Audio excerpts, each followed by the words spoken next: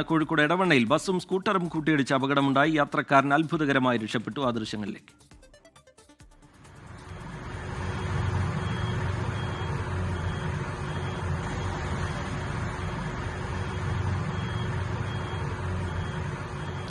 YS Abhinand വിവരങ്ങളുമായി കോഴിക്കോട്ട് നിന്ന് ചേരുന്നുണ്ട്. അഭിനന്ദ്, വലിയ നടുക്കമുണ്ടാക്കുന്ന ദൃശ്യങ്ങളാണത്. എന്താണ് സംഭവിച്ചത്? എപ്പോഴാണ് ഈ അപകടം? അഭിനന്ദ്.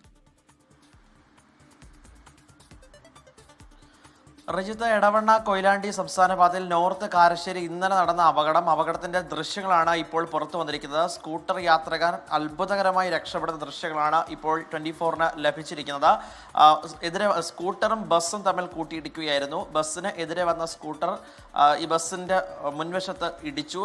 തൊട്ടു പിന്നാലെ തന്നെ ആ സ്കൂട്ടർ ഈ ബസ്സിന്റെ അടിവശത്ത് പെടുകയായിരുന്നു.